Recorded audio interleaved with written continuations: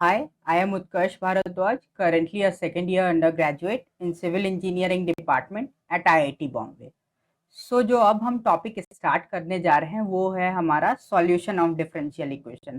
पहले हम लोग सारा देख चुके हैं कि क्या इसका प्रैक्टिकल एप्लीकेशन है, हम एक्सपेरिमेंट से कैसे हम डिराइव करते हैं ये वेरिएबल्स को और उसको कैसे रिलेट करते हैं और कैसे हम लोग एक इक्वेशन को डेवलप करते हैं। तो अब इक्वेशन को डेवलप करने के बाद उसको सॉल्व फाइनली हम लोगों को सॉल्व करना होता है। तो उसके लिए बहुत अलग अलग अप्रोचेज, अप्रॉक्सीमेशन और टेक्निक्स यूज होते हैं। तो अब हम उस पे आते हैं। तो फर्स्ट ऑफ ऑल हमें ये जानना है कि ये हमारे लिए इम्पोर्टेंट क्यों है पढ़ना। तो जो सबसे मेन रीज़न है कि ये टॉपिक इम्पॉर्टेंट है वो कि इनिशियल बेस है ये of all the further chapters. अगर इस पे हमारा अच्छा कमांड हुआ तो हम एक बहुत स्ट्रॉन्ग फाउंडेशन बिल्ड कर लेंगे जो आने वाले जितने भी टॉपिक्स कवर होने वाले हैं ये इस चैप्टर में। जब हम डिटेल डिफरेंशियल इक्वेशन में जाएंगे तो वहाँ पे और भी आपको डीप में अलग अलग चीज़ों के बारे में एनालाइज करना होगा। तो वहाँ पे इसका मेन रोल आ जाता है। और भी जो अलग अलग स्ट्रीम्स हैं इंजीनियरिंग के उस पे भी अलग अलग लेवल पे वो ये यूज़ होता है। जैसे आप बीम का इक्वेशन हो गया वहाँ पे कभी नहीं तो मैकेनिकल इंजीनियरिंग में भी एनालिटिकल मेथड्स ऑफ इंजीनियरिंग जो भी कोर्सेज हैं उसमें भी ये बहुत यूज़ होता है। So let us start with our topic. तो सबसे पहले तो ये जानते हैं कि सॉल्यूशन होता क्या है। So first of all let us consider a simple function f of x y prime and up to nth derivative of y is equal to 0। तो यहाँ पे हम ये एज्यूम कर रहे हैं कि it is always possible to solve differential equation with highest derivative. तो चाहे वो कितना भी बड़ा ऑर्डर का क्यों ना हो तो हम उसको कहीं ना कहीं अप्रॉक्सीमेट करके उसका सॉल्यूशन निकाल सकते हैं। तो अगर हम ट्राई कर रहे हैं ये जो गिवन इक्वेशन है वो double derivative of y plus X into single derivative of y plus 5y। तो यहाँ से इसका ये हम लोग एक अप्रॉक्सीमेशन करके ला रहे हैं रिजल्ट। तो ये तो लाइक बेसिक सा हो गया। तो आगे हम और भी एग्जांपल्स देखते हैं। तो अब हम आते हैं बेसिकली सॉल्यूशंस के टाइप्स पे। तो जो हमारा सॉल्यूशन होता है डिफरेंशियल इक्वेशन में उसके कितने टाइप्स होते हैं। तो the first one is explicit solution,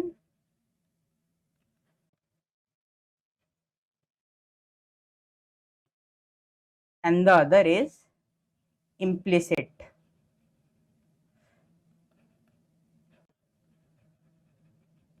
solution। तो एक्सप्लिसिट सॉल्यूशन में क्या होता है कि हमको एक डिफरेंशियल इक्वेशन दिया होता है, कोई भी ऑर्डिनरी डिफरेंशियल इक्वेशन, वही y as a function of f of x, y का single derivative up to y का nth डेरिवेटिव तक। और वो वो एज अ फंक्शन। तो हम उसमें एग्जैक्टली डिटरमाइन नहीं कर पाते कि इसका एग्जैक्ट सॉल्यूशन क्या रहा। बस हम कुछ अप्रॉक्सीमेशन यूज करके कि हाँ ये कंडीशन सेटिस्फाई कर रहा है, यहाँ पे एक्सिस कट कर रहा। तो इतना ज़रूर होगा कि इस एक गिवन इंटरवल पे एक्स इसको सेटिस्फाई कर रहा होगा। मान लेते हैं वो इंटरवल ए और बी है। तो इसका जो भी सॉल्यूशन एक्स है वो इस दोनों वेरिएबल के बीच ही लाई कर रहा होगा। तो वो हमारा डायरेक्टली हम नहीं क्लेम कर सकते कि उसका एग्जैक्ट वैल्यू क्या होगा, बट हम लोग इतना ज़रूर श्योर हैं कि ये एक दो वेरिएबल एग्जिस्ट करता है जिसके बीच वो लाई करेगा। So this type of solution is called explicit solution. और बहुत बार एग्जाम्स में भी आपके आता है कि आपको चार ऑप्शंस दे देंगे और वो ऐसे ही पूछते हैं कि कहाँ पे इसका सॉल्यूशन लाई कर सकता है। तो वहाँ पे ग्रेटर देन का साइन रहेगा, ग्रेटर देन इक्वल टू, तो that is some kind of explicit. अब सेकेंड टाइप पे आते हैं। ये तो हमारा हो गया ऐसे ही। And the second is the implicit and the formal solution. तो इम्प्लिसिट और फॉर्मल सॉल्यूशन को एक हम गिवन इक्वेशन के फॉर्म, एग्जैक्ट इक्वालिटी इक्वेशन के फॉर्म में लिख सकते हैं कि g of x y is equal to 0। मतलब एग्जैक्टली वहाँ पे जो हमारा x का वैल्यू है वो जो y ऑफ x का एक फंक्शन है उसको 0 के इक्वल कर रहा। तो वहाँ पे हम बिल्कुल श्योर होते हैं कि उसी पॉइंट पे ये फंक्शन ज़ीरो हो रहा होगा, तो उसको हम इम्प्लिसिट सॉल्यूशन कहते हैं। ये भी कुछ इसी फॉर्म का होता है। And if this relation defines at least one function T X on the interval A and B, तो पहले तो इंटरवल हमारा ए और बी के बीच में एक्स था, अब हम पहले ये बता रहे थे, अब हम ये बता रहे हैं कि ए और बी के बीच में एक ऐसा वैल्यू एग्जिस्ट करेगा एक्स का जो इस फंक्शन को ज़ीरो कर रहा होगा। तो एज अ हम एग्जाम्पल देख रहे हैं कि जो हमारा फर्स्ट एग्जाम्पल है वो x प्लस y का single derivative is equal to zero. तो यहाँ पे हो गया हमारा कि अगर इसको हम सॉल्व करने जाते हैं,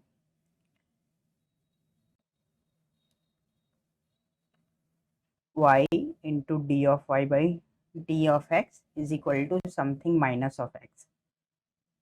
तो इससे further y into D Y plus X into D of X is equal to zero.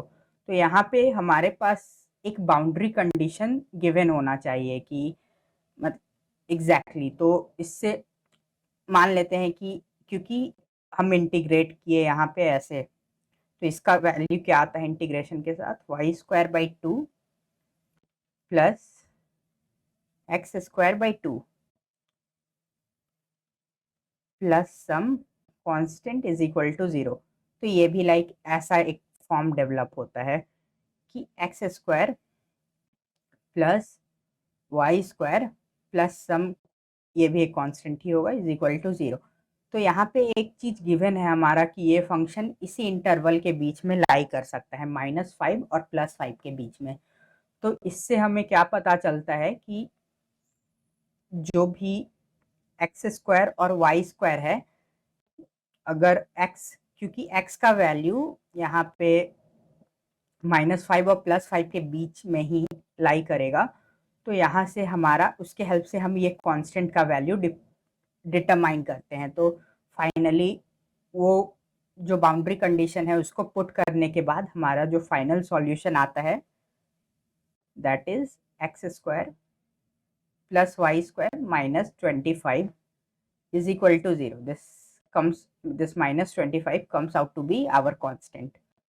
तो यहाँ पे हमने एग्जैक्टली हम फाइनल सॉल्यूशन तक आ रहे हैं। तो this is something implicit solution और फॉर्मल सॉल्यूशन।